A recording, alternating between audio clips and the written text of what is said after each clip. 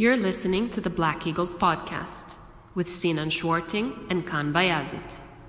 Ahmet Dursun Sergen aldı. Sergen Bülent yan yana. Sergen Bülent. Sergen. Yanında Tümer var. Tümer'e doğru aksiyon kaybetti. Tümer topu aldı. Sergen aldı. Gol! Gol! Gol! Sergen attı. Sergen attı. Şampiyonluk geldi. Sergen attı. Şampiyonluk geldi. İbrahim'in pası. Roma. Şimdi Ahmet. İkinci gole gidiyor Beşiktaş. Ahmet.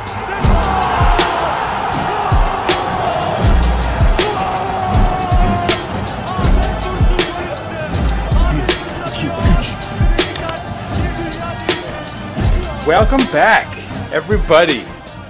Episode 38 of the Black Eagles podcast. I'm your host, Sinan Schwarting, live from New York City. I'm back to taking the intro duties on.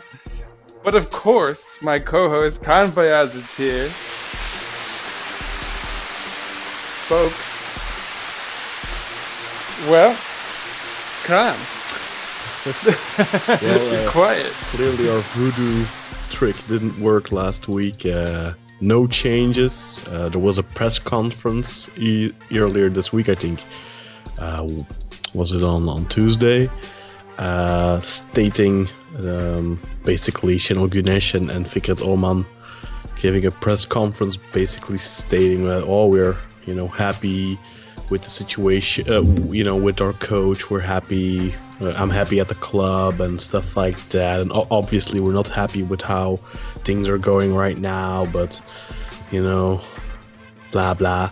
And today we had a tough opponent, and I had predicted it already that it would be a very tough game. That I don't know if I said this, but I'm totally going to say it now. This is probably the first really good team that we faced all season. Oh yeah, we were going to face. Yeah, before we say anything, actually, let's definitely get all of that out of our system, because I think absolutely, for the first time in at least since we started this podcast, we can say we came against a very strong side that were in very good form and who had a game plan, and they put it into effect. So before we say anything bad, right, before we say anything bad about Beşiktaş, let's definitely, give a little round of applause to our opposition for what was a very well-played match on their part.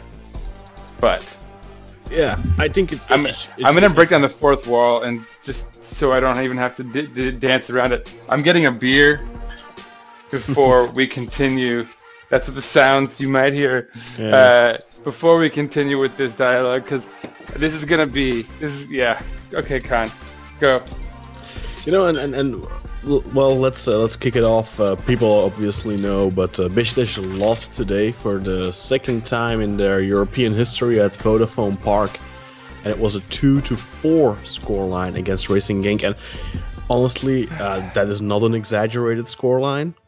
No, in fact, it's under exaggerated. Yeah, I think that it could have easily been 0-4. We kind of scored two clutch goals. Their goals, especially their first one was an absolute beauty. Fantastic attack, textbook how it should be done. That's the football I think we'd all want to see Beşiktaş play, but haven't seen play in a very long time. Years maybe. I think 3 years at the very least. I think that was that attack that they put together on that first goal, and I think their second or their third goal was similar in terms of quality. That was Beşiktaş vintage 2015-2016 Beşiktaş combination football, perhaps even better, because there was a really good cross pass going into that as well. But no, definitely props to Racing Genk for a fantastic game, a great game plan, a well executed game plan, a gutsy performance. They took it to Beşiktaş since kickoff, pushing Beşiktaş. How many teams have come to Vodafone Park and pushed Beşiktaş back in the opening 15 minutes of a game? Not many teams have done that. That's remarkable. This is a team that's on fantastic form. They've played, I don't know, like 20 games or something this season. They lost only once. They're top of the table in Belgium. They're dominating almost every single game they play right now. So that should all be said. Props go out to them. I know a lot of people who don't follow Belgian football, or even, they kind of look down to. I see this a lot. I see a lot of how it's so embarrassing losing to Genk. No, it's not embarrassing to losing to Genk. This is a great team. I want to get this out there because that's something that's been kind of annoying me throughout the last couple of weeks, since we've been drawn against this team. And I keep telling people, this is a really good team. We are going to struggle hardcore if we don't improve by the time we face them. I've been saying that for, 2 months or something since the draw. We haven't improved. On the contrary, they have maintained their form despite the fact that they're struggling with some injuries. They are without their absolute best player, Leandro Trossard. He has contributed to 19 goals in 17 appearances, I think, this season, with 15 goals to his own name, 4 assists. That's insane for a winger. He's not a striker. Let that sink in. And he wasn't even here today. Their third choice played on the left wing instead of Trossard because their second choice was also injured. So let that sink in for a moment there. This is really a great team. There's absolutely no shame to losing to a great team like this. Maybe not to lose like outright as a result, right? But I think we could probably say something about how we lost. Yes, that's exactly the thing. There's no shame in losing to a good team. There's no shame in you're going to get that. If you lose to a good team, it's, I think, a lot easier to move on from it. Like, for example, when it comes to this game, I am completely zen. I won't wake up tomorrow feeling shit. Because you came into it knowing we were going to probably lose. I think we all did to some extent. Those of you who listen to us anyhow. Not even that, actually, Sinan. The thing is just that I think that even if we were playing good football right now under Şenol Güneş with this team, I still think that Genk is a team that could have potentially beaten us just because that's how good they are right now. Mm-hmm. Now, the nature of a Belgian team is that obviously they're probably going to lose a lot of their key players over the summer. So if they win the league in Belgium and play the Champions League next year, it's perfectly possible they'll end their group stages with 0 points because they lost all their key players. Certainly Trossard sounds like he's going to be snapped up with numbers like that. For sure. So don't let whatever happens in the future fool you. This is right now one of the best team in Belgium by a mile. Yeah. And hopefully for them they'll keep it up for the rest of the season, and they can, and I genuinely hope for them they can lift the trophy at the end of the season in Belgium. But I think Club Brugge will outlast them. But that's neither here or there. But let's get into the scoring procedures quickly. Just run us through the match.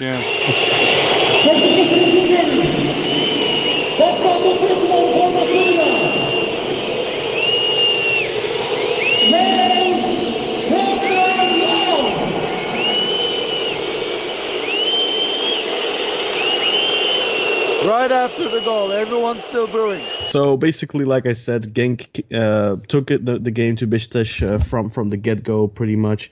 Opened the scoreline in the 23rd minute through Samatta, which was a wonderful cross from the right, but just the build-up, it was a really well-executed turnover. I wouldn't even really call it a counter. It was just an amazingly fluent attack. Scoreline at halftime, 0-1, not the worst scoreline you'd think, and Beşiktaş came out of the dressing room. I should say the fans booed the team as the match got stopped for halftime. They were supporting the team throughout the first half, but at the end of the first half, when the whistle blew, they booed the team, and I think that was justified. Not so much for the performance today, but for the season. I think that's important. That's something we have to keep in mind going forward. Then I think Beşiktaş started decently to the second half. We have to keep in mind we're without Laiç, we're without Ryan Babel, our biggest goal threat. Yeah. Without Pepe. We did sub. We subbed Laren out for Love at the half. Yeah, we did sub in exactly. But there were some players we were missing. Mm-hmm. That was important. We tried to push and get an equalizer. I think we were started pretty well, and they kind of hit us on the counter in the 69th minute. But just before that, Loris Karius made a great one-on-one save. He made a few. He made a few to note. Yeah, he made a couple, but that one was like literally 20 seconds before the 2-0. Which was against Samatta, but right before that, Pozzuelo came one-on-one with Karius, I think it was, and a great one-on-one save, and he had a couple of those. And then Samatta made it 2-0. Wagner Love quickly made it 1-2 5 minutes after that in the 74th minute. But then the killing blow was dealt a few minutes later when Ndongola just ran through the center of our defense. It kind of reminded me of Negredo's goal against Galatasaray last season, the 3-0. Was similar to that. 3-1 in the 81st minute, and then adding insult to injury 2 minutes later, 4-1, and that was who was that? Plastrovsky with a header at the far post, and then Wagner Love pulling one back again in the 86th minute, but obviously the game was played by that point. It was like an open. I think that was all about the setup. Who set that goal up? I was curious because they gave him the ball. I think that they got to the goal line and then passed it back to Love, so he had like the whole goal pretty much open to him. Who set that up? Do you remember? Is it listed? Let me quickly check if I can see if it's listed as an assist, because I honestly, from the top of my head, I mean, at that point I was kind of mentally phased out fully. Yeah, not really paying 100% attention anymore. That was Mustafa Bekdemir. Oh my gosh! How about that?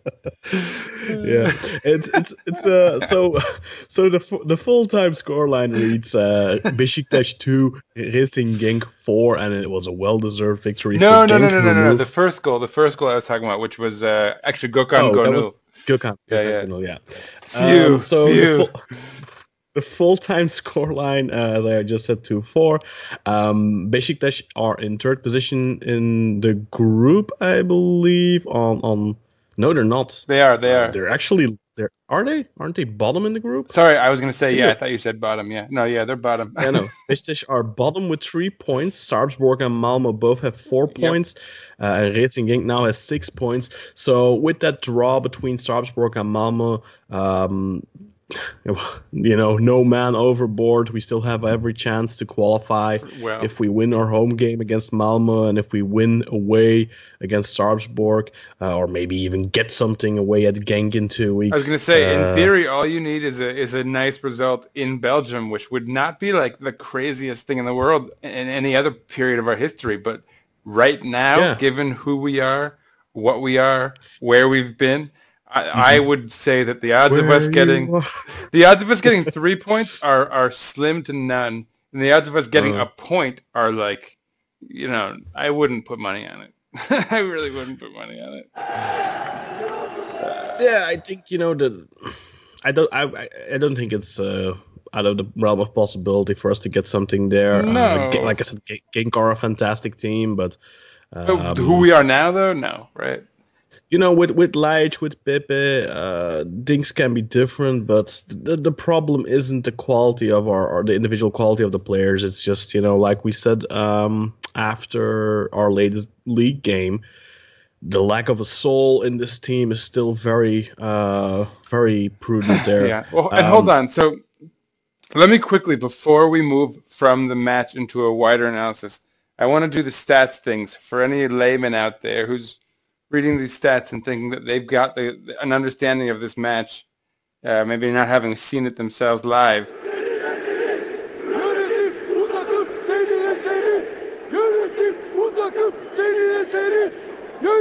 The stats do not, and I think this is another one of those games I really wanted to read the stats because they really do not reflect this match at all. I think they were very heavily weighed by maybe the last 15 minutes, which is ironic because Şenol Güneş talked about how the booing of the fans after the match, about how it was negative for the team.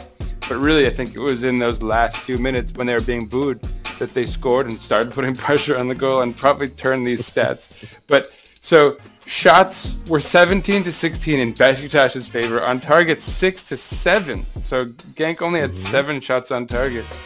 Possession, Beşiktaş actually wrested it from Genk 55-45. Again, they're losing by 2 or 3 goals for a big chunk of that match, so that's inevitable. Passes 497 to 421, accuracy 80% to 78%, 21 fouls by Beşiktaş to 18 by Genk, 5 yellow cards to 3, offsides 4, whatever. Statistically, you would think, oh my, like Beşiktaş was actually very much in it. And oh wow, 17 shots, 6 on target, right? Like that sounds no. Like I actually would say we had one decent opportunity early on in the first half, and most of those shots were probably long distance dribblers, like nothing.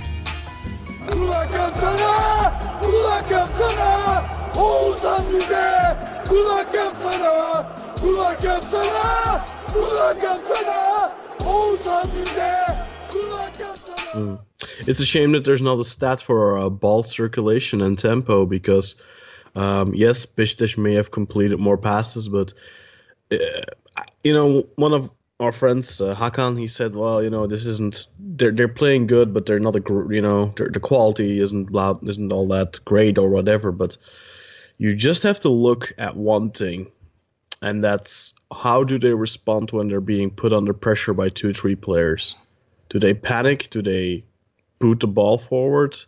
Or do they stay calm and keep circulating the ball and continue to find the free man? Which suggests playing within a system, knowing where your players are going to be, playing in a manner that's not hectic, where okay, worst case scenario, if this guy's going to come from that angle, I know that guy's there, I know that guy's there. Yep. Right? Yep. You turn around and you know where you're going to be able to find a free man, where you're going to find a teammate. We have spoken about our ineptitude to cope with the pressure that Başakşehir puts on us every game. What Genk showed here today is the exact answer, the answer you need when you're playing against a team like Başakşehir, who's putting high pressure on the ball and is trying to force you into corners. Genk's ball circulation, the tempo behind it, the ability to find a free man, that is the only footballing answer you can give to something like that. That is what shows that they are a great team.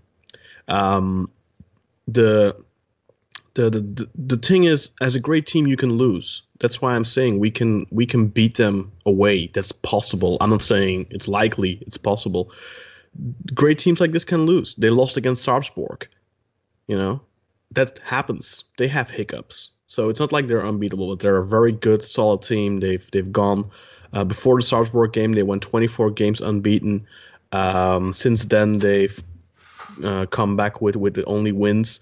So they're really a good team, and that's the thing. Our problem is that as soon as we are being put under pressure, what do? We just boot it forward. We just blast it forward. Best case scenario, or we pass it away in a dangerous.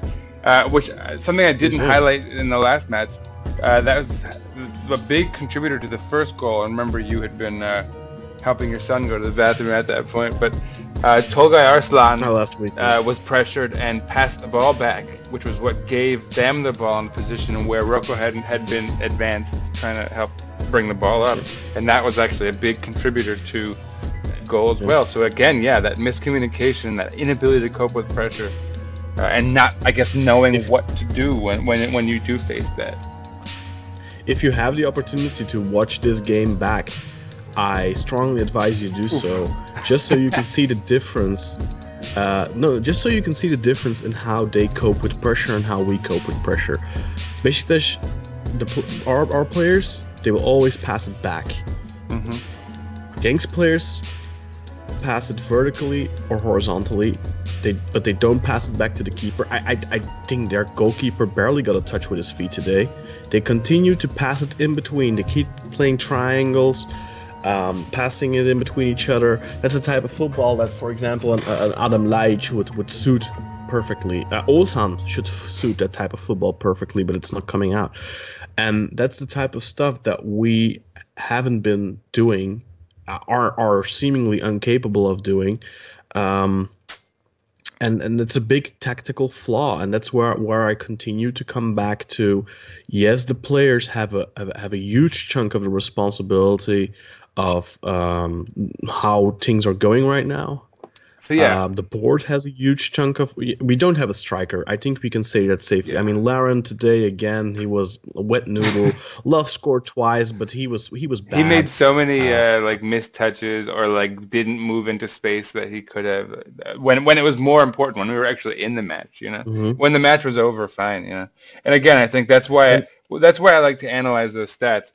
I think it was towards maybe the last 40 minutes of the match where they have a sort of very commanding lead over us, and it's you know, you can't be enamored by what happens in those moments of a match, you know, because at the end of the day, that's not reflective of what you need, you know, of what the opposition is going to actually put against you. Like,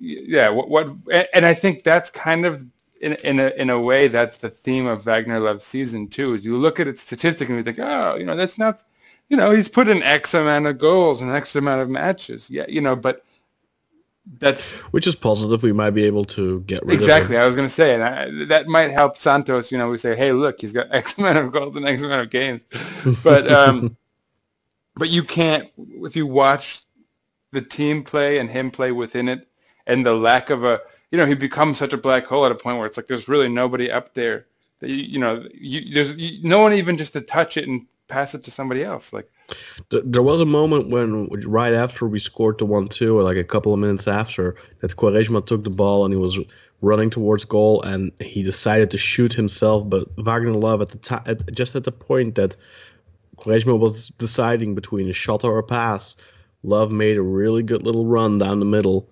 And Quaresma could have just simply shoved, just ticked it through, and Love would have been one-on-one with the goalkeeper. Let's do this. But instead of doing... I think, and let's not even allow ourselves to talk about Şenol Güneş as the option.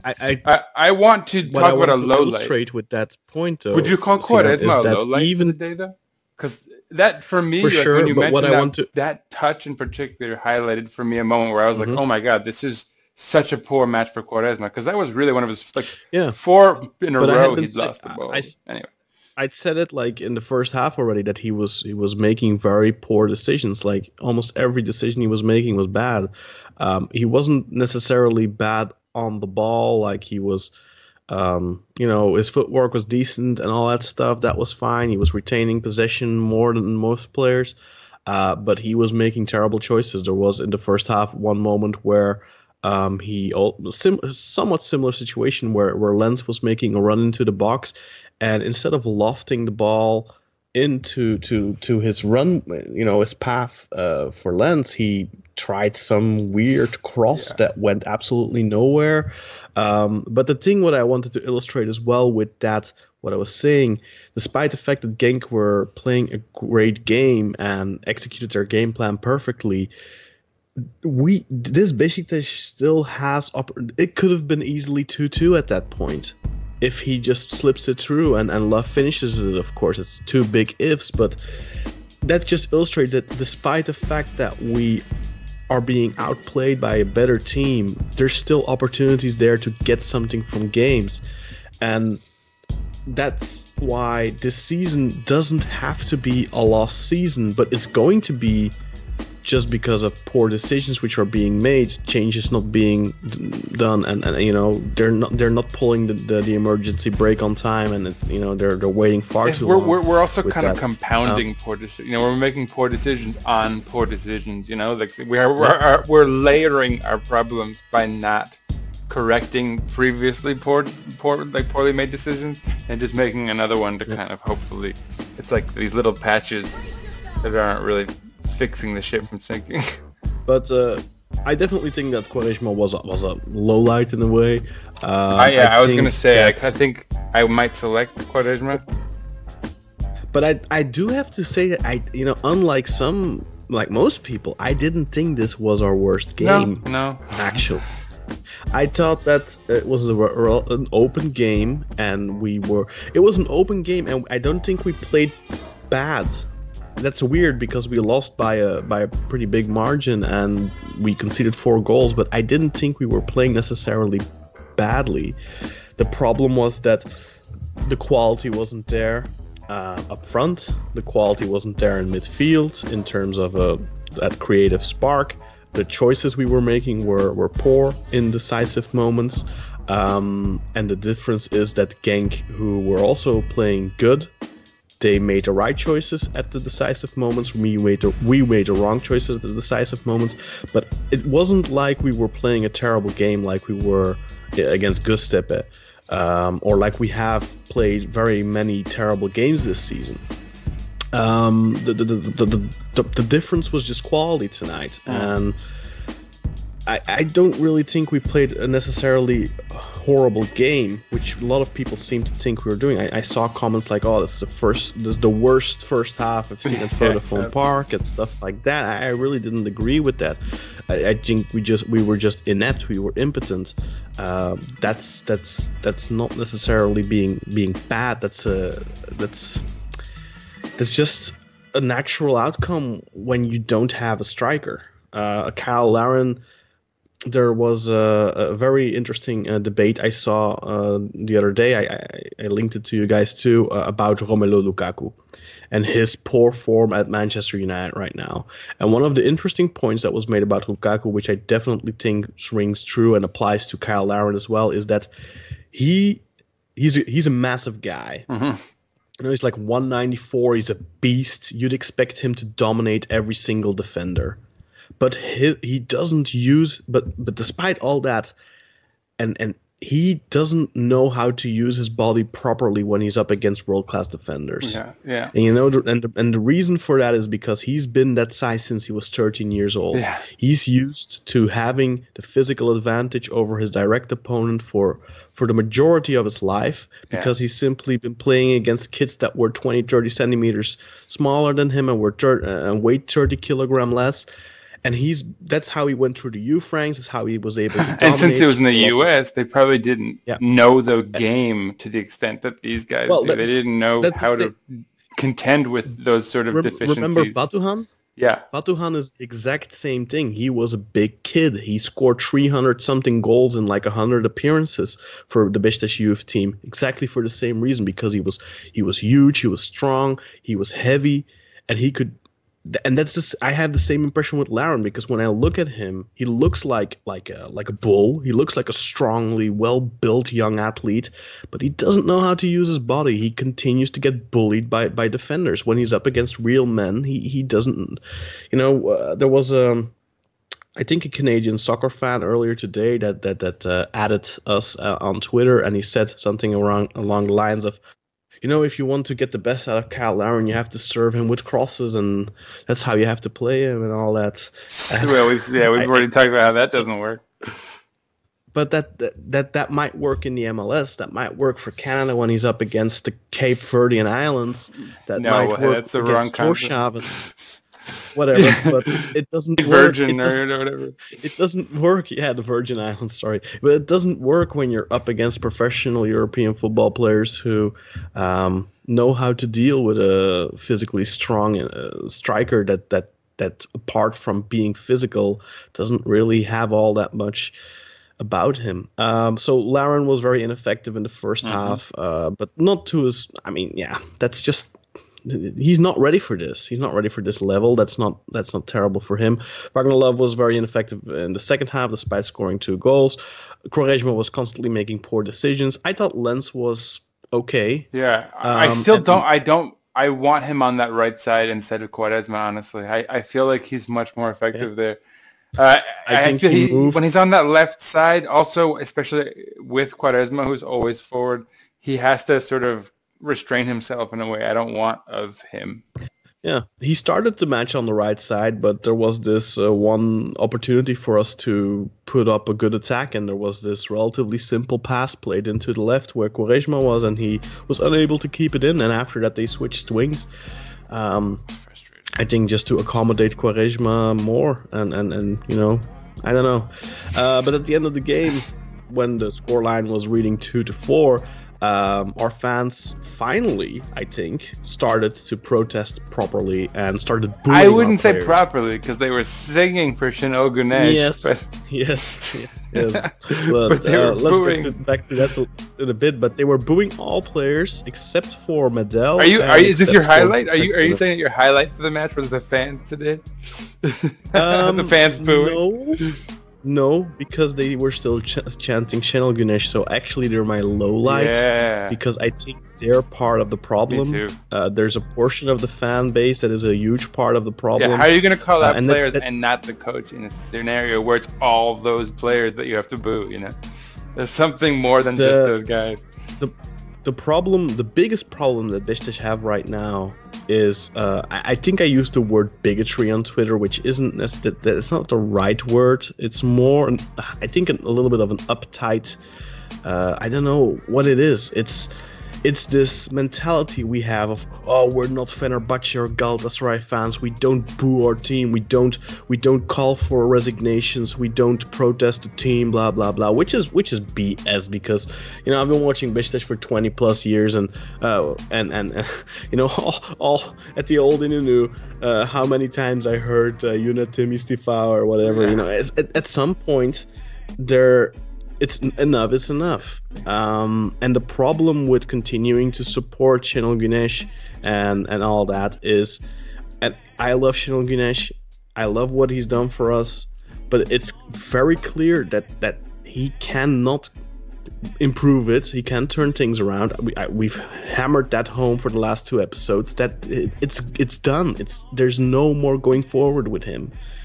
It's stagnating and regressing, not moving forward. So the problem there is that this attitude of, well, you know, we're not them, we're better than them, we aren't going to sink to their level, that stubbornness is costing us a season, on top of potential Champions League money, which will impact our next season heavily. Not qualifying for the Champions League is going to heavily impact our ability to replace our lapsing contracts of our older players that are, you know, Adriano, Pepe, Babel. There's a bunch of them that have expiring contracts that will be leaving in the summer on a free, most likely, unless we sell them in January or extend with them. I keep going back to that famed, if you will, infamous maybe, the John Okar episode. I can't, like, throughout all of this, and maybe that's what's, like, on the one hand, maybe tempered my frustration, because you know it's in a way, like, it's probably not going to get better unless it gets significantly worse for our opposition as well, which, like, Galatasaray and Fener have as bleak of a scenario in that regard as well. So you know, like, that's like the only thing that keeps it from being like just total sunken, like, Titanic scenario, you know? Yeah, but that makes it only worse, I think, because I think if we were average right now, we'd be top of the table. I mean, geez. You know? Yeah, I remember when we were talking about, like, the fineries of, like, the word mediocre. Wouldn't you die to be mediocre these days? At the moment, yeah. I mean, I think, you know, let's say we were a 6 right now instead of a 4, which we are right now. Like, Galatasaray are 5.5 at the moment, I think, because they're not playing well. We'd probably be top of the table with 21 points or something like that, because we would have probably won away at Göztepe. Because if we score that penalty, we're probably going to win that game because Göztepe weren't good. We might have won away at Fenerbahce. We might have won away at Bursa. We might have won away at Konya.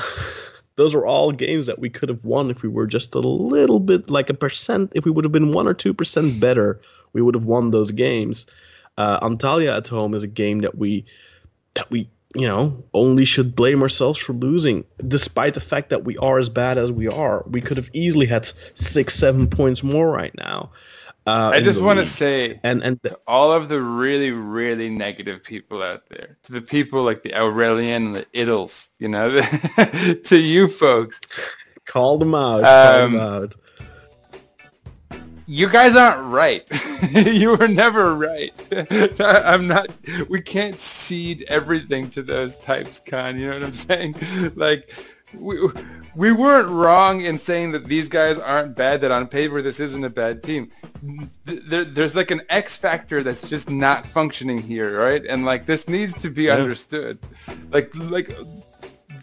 There's something happening in the minds with the mentality of these guys that really a coach. This falls on one or an owner. Forget it. Like if Fikret Orman was this real, freaking god that I think he might not to be too, offensive or anything, but.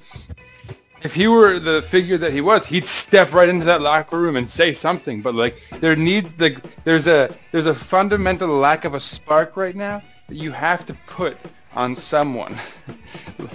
There's no action. Nothing. Nobody is. How have we up. still? Like, Nobody why did we not see Babel put up front, despite the fact that he's 1 goal and 1 appearance up front? Like, what is the lot? How are we gonna keep doing this?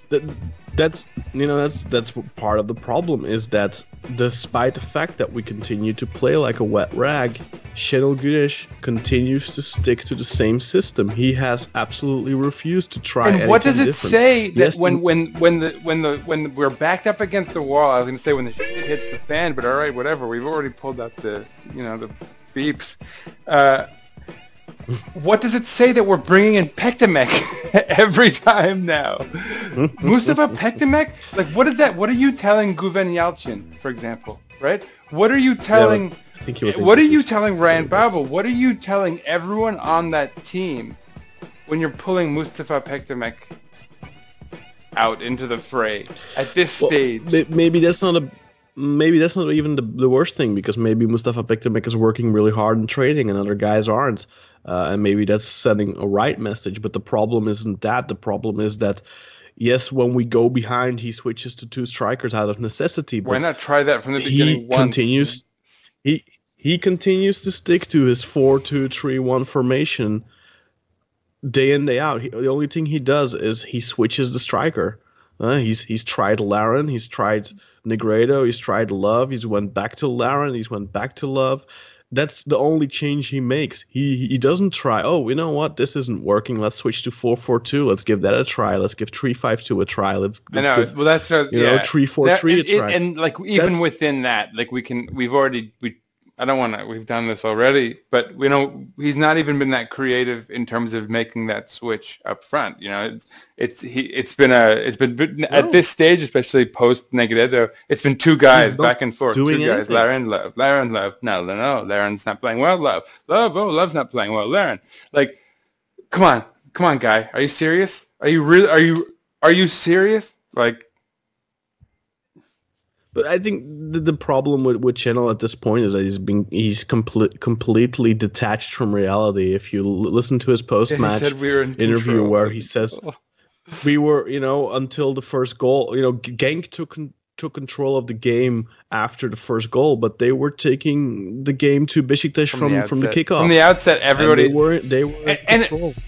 They were bossing us. Let's really, like, when I watched things early on, my initial thought was, okay, like, this is an open match, but we're letting them establish themselves throughout the midfield. Yeah, they were literally just running. They had complete control of the center of the midfield, and were just advancing the ball forward and prodding, trying, okay, what if we go to the out from there? What if we swing it out to the outside and then they were trying all these things out and basically just finding softnesses, finding weaknesses in our back line, because they were just being given continuous opportunities. And again, you have to say, where's Tolgay? And at this point, I guess it's Necip, right? Or is it, who started in the back? It was Necip, right? Necip started at the back and Medel started in the So Medel then. So Medel and Tolgay are in the back of the midfield there, and I suppose Ozan if you find a deficiency, then you come back and you do something about it. But the center of the midfield, that sort of ghost theme that we've talked about throughout the season, God, it's becoming so amplified now. They had such freedom to establish themselves in that midfield. It was so the idea that we had control of the match seems really farcical to me, honestly. Like that's a joke. Is he kidding? Yeah, I don't know if he really thought we had control. Maybe he thought it was even. That's also possible, and that they, because to be fair to him, I think they were in control the opening 10 minutes or so, and after that it was more even, but then the goal kind of put it back in their advantage, so he's right there. I have to make a note. I think when the match was still competitive at some point, even a little bit into the second half, maybe 50 minutes or so, Genk at that point or I should say no, Beşiktaş had 36% of the possession at some point, like well into the second half. So I would actually have to say, I don't know what he says, what we could have had 50% of, honestly. Like, we certainly wasn't the ball. We were running behind the facts the entire game almost. But that again comes back to Genk being a well-organized team with quality and with a proper game plan. And despite the fact that they are losing, they were without their best player, their most important player. Their coach came up with a different plan, and he said, well, okay, you know what, we're without Leandro tonight, let's do it a little bit differently, and it worked perfectly. Yes, they have two great players in midfield with Malinowski and Pozzuelo, who are they make that team turn. Because Trossard is the star who scores the goals and all that, but Malinowski and Pozzuelo are so important for that team. And obviously, if you have two players in midfield that can do what they do, it's easier to dominate games. It's like they also had a guy named Uranin or something. He might have been playing out from the left back. He was left back. Yeah, he was pretty good. I had to say, I was like, okay, look at that guy. But you have to look at their team. I think their average age is probably like 23 or something of that team that was lined up. Their goalkeeper's 33 years old, but all the other players there are like 22, 23, 24. That's depressing. That's depressing. I don't even want to think about it. Their oldest outfield player is 29, and he was on the bench. I think he came on the second half. Seke, I believe, is their oldest outfield player. Yeah, I remember he came on SCCK Sek. And then they have Malinowski, who's really the boss of that team. He's the one pulling the strings. He's like 25, 26 years old. Fantastic player. Came from Shakhtar Donetsk. Shakhtar didn't see much in him. Sold him to Genk. Genk made that rough diamond into a sparkling one, and he's a magnificent player right now. All right, Kaan, you're depressing our fan base quickly. And I don't want to take us out of this episode without saying anything positive. And maybe this is well timed. Do you have a highlight for today's match? Can you give us some glimmer of something to sate our appetites with? Yes. Until Monday. This defeat brings us one step closer to the inevitable sacking of Şenol Güneş. That's it. That's all we have to work with. I'll say Karius showed, again, great proficiency with one-on-ones. I would not blame him for any of those goals. All four of them. Vida is absolutely to blame for one of those where he just lost the ball to his man, and that dude. I thought Vida was good though. I think it was the third goal, and it was like, or maybe it was even the fourth goal. I think it was one. It was one of those ones where it was like, at this point, I wasn't even that mad. It's like, whatever, get us out of here. It's probably like, Kent is just... It was like a get us out of here. It was totally a get us out of here scenario. And then, like, the fact that we ended up getting those two goals was like, oh, maybe if we tried a little harder. But, like, honestly, come on, man. Like, what are you doing? No, that's probably the worst, because now you just know that Wagner Love's just going to start again that game. Yeah. It brings me back to the days of Marcio Nobre, when he used to score, you just knew you'd be stuck with him for the next few minutes. Love is exactly the same. Twice, I don't know if if I don't know if I'd prefer to start with Lauren or no. I want to see Babel. I want to see Babel or Guvenialcin at this point. Anyone, anything. I would even want to see one of those Barcelona's tactics from back in the day, the tiki-taka days, where they had no striker. Forget it. Like, let's just do something.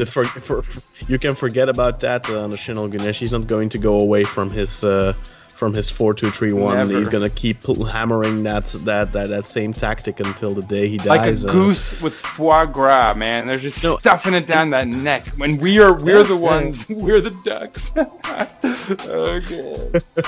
But the problem is, once again, the fans need to revolt. It's time. It's been too long. It's been 18 months. And yes, it's been 18 months, not 13 months. Because remember... You're a father. You'll get this.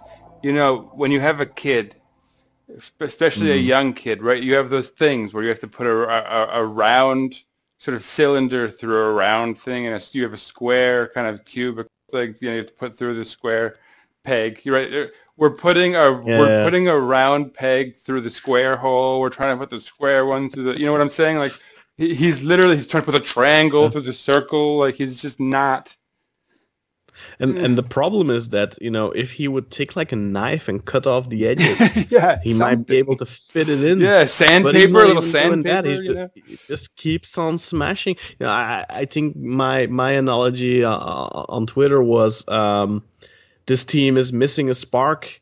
Şenol Güneş has lost his lighter for the last 18 months. And he keeps pretending like his lighter works. And the board are unwilling to buy him a new one. It's just... It's done. It's done. Yeah. And the only thing that you can do now is sack him, get a new coach, and hope that he can turn things around. And there's a really big chance that he won't be able to turn things around. But at least then you tried. Yeah. If you stick with Şenol, your season is lost. And I mean, because what, like, but let's quickly, what's the realistic? Like, do you realistically think they're gonna stick with him? You know that they're gonna stick with him, of course, unless something's like if we lose this weekend against Rize and then we lose the next weekend again or something, then maybe something will start to happen. But we'll probably win against Rize this weekend, and his ass will be saved for another week or 2, 3, 4, and all right. And that's the problem. Like, it doesn't feel like there's massive pressure on him yet, despite the results, because still a lot of fans are chanting his name, and I get that they're chanting his name because he's done so much for the club. But you know what? I mean, at some point, you know, when your grandmother is dead for 5 years, you don't want her baking you pancakes anymore, man. Yeah, that's an understatement. You probably don't want to see her if she's been dead for 5 years. But all right, so Kaan, Monday we're playing Rizespor. I think it's been recorded as a 1 p.m. here. That's a 7 p.m. for you, 8 p.m. in Istanbul. Night match. That's my birthday, by the way. On your birthday. Oh, great. I bet you'll be given something to celebrate. What would you rather get for your birthday, Kaan? Would you rather get a Beşiktaş win or a loss and they announce the firing of Şenol Güneş? Honestly. A loss. And the firing. Yep. Yeah. And I mean, you hate to be cynical and say you don't want to see your team win. You never want to be put in that position. But I prefer. Yeah, I don't know. You know what the thing is? Like I said, I've been watching this team for 20 years. As a Beşiktaş fan, you know, whether you've been watching for 5, whether you've been watching for 10, 20, 30, 40 years, doesn't matter. You know that's most. You know, if you do 10 years, there'll be 2 good years in there or something like that. So we're used to that. We're used to not being the consistent success powerhouse. That's not necessary. But what is necessary is that you see that team fighting for the badge and sweating, you know, making the shirt wet, like we like to say here in Belgium. And that's, I'm missing that. That's the first time in 20 years that I'm not seeing that this early on into the season. Like, it's happened before where, week 26 and you just lost against Istanbul Büyükşehir and you're out of the title race, and then stuff starts kind of slacking and you're like, the season's over already 8 games before the end of the season, and the spirit kind of fades. But then the next season it's back. And they want to, despite the fact that you're playing with Faisal and Yula and Deli Ibo, what doesn't matter, the level of the players, they're giving 100% for that shirt, and that's not what we're seeing right now. It's the first time in 20 years that this early on into the season where you still have everything to win, and they just seem like meh, this is just the same old from last season. There's been absolutely no mentality change over the summer, and that's my point. I understand the love and the appreciation that our fans and I too have for Şenol Güneş, and I hate to be cynical about it, but last season he didn't win the league with a team that he should have always won the league with, and we can forgive that because of what he's done for the club and because of the fantastic memories he's given us. Like that Champions League campaign is going to be some of the fondest memories I have from being a Beşiktaş fan for 20 years. They'll not trump the great moments from the 2002-2003 season for me, but they're definitely up there. And many of those top 5 moments that I probably have for being a Beşiktaş fan, I think like at least 2 or 3 are coming out of the Şenol Güneş era. However, every good story comes to an end. And it's like your favorite TV show, right? Like your favorite shows are the ones that ended at the right time. That had a solid ending that left you wanting more. Right? It's like Michael Jordan, right? You retire when it's the time to retire, when everyone looks back and says, motherfucker. Right? But here's the thing. He came back and did enough actuallys to still keep it intact, and then he was like, you know what? It's not quite working because it's not there. And he recognized, if I do this anymore, you're just gonna degrade the quality of your own reputation. And that's kind of what's happening with Şenol. He flared, didn't quite translate, but then he came back with Beşiktaş, won 2 titles, and then this is the moment. This is where you say, it's like this is Michael Jordan's last All-Star game, where he they let him get the ball a bunch, he takes a bunch of shots, it's like, all right, he's not that good anymore, and then he goes out into the sunset. That's what has to happen here. And the way he goes out into the sunset is to do it on his terms. He should resign. He should know better. Should have done that after this past season. He should have said we had a fantastic Champions League. Yeah, like Mustafa Denizli. Remember Denizli? I hated that guy. Me too, but he did that. You have to admit. Remember he left and he was we played under him. So actually, I hated that football we played. But he won the title and he left. You know what I'm saying? But the thing is, he should have left at the end of last season, probably. But I was still fully on board for saying, look, he's gonna turn things around, and I had faith in him. But he's had 4 more months now, and it's only gone downhill. We've reached a steep cliff and we've fallen off it. It's over. He's not turning things around. We said this last week. We said the week before. Even last week we were highlighting the away performances. Now we can start talking about our home performances. Right? But you know what the thing is? I mean, I was going into this episode thinking, I'm not gonna, you're not gonna lose. Repeat myself again. But and it's just inevitable. Take us out. Take us out. Pull the plug, Kaan. It's true. We're getting redundant. We have some great after the beat moments. You probably already heard one at the start of this episode from Atmosphere from the stands. We also have another one from Dara, who was at the game, who went especially from Ireland, I think. Dara Hensey, he's from Ireland, I believe. I hope he's not from Scotland now, because so Dara sending us a nice little post-match thoughts from him from his hotel. He was at the game. So Dara, thank you so much for showing support for Beşiktaş, coming all the way over from Ireland to show your support. I'm sorry for you that it was probably not the best experience that you have expected, but you know what?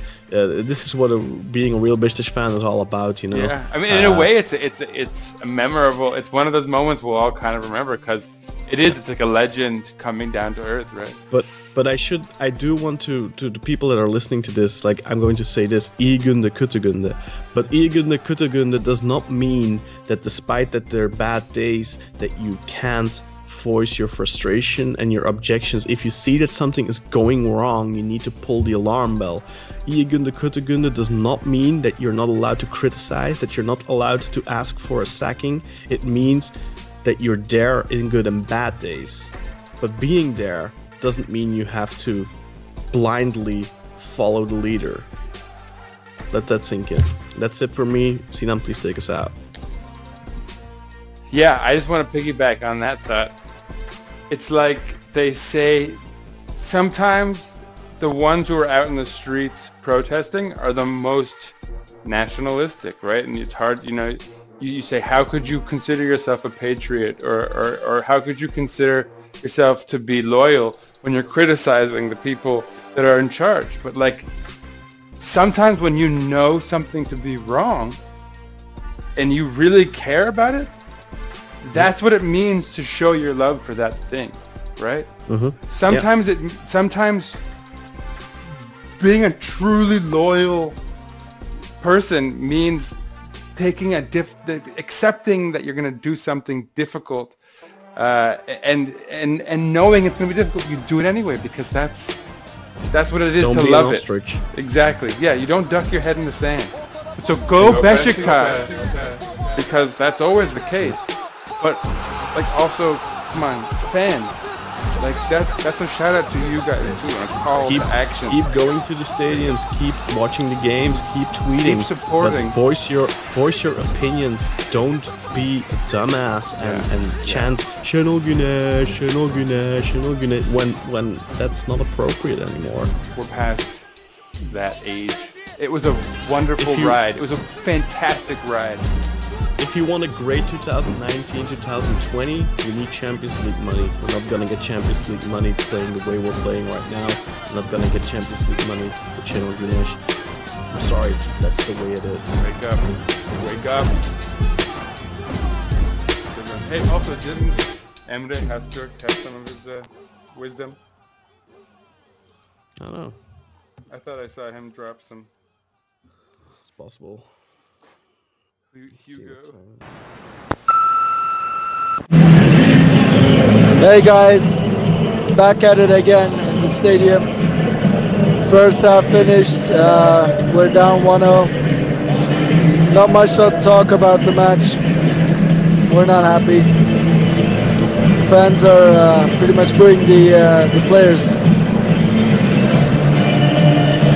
Yeah, not really to talk about. Let's see if we can get a better score in the second half.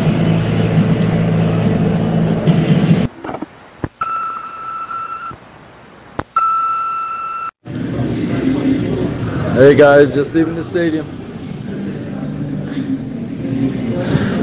Not much to talk about, really.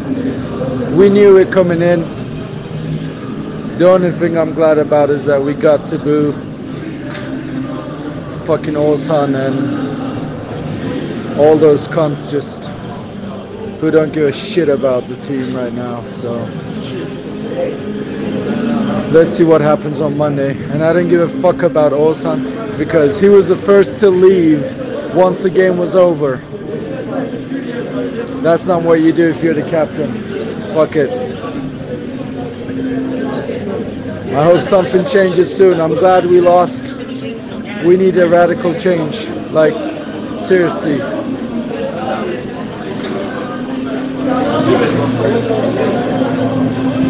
Yeah.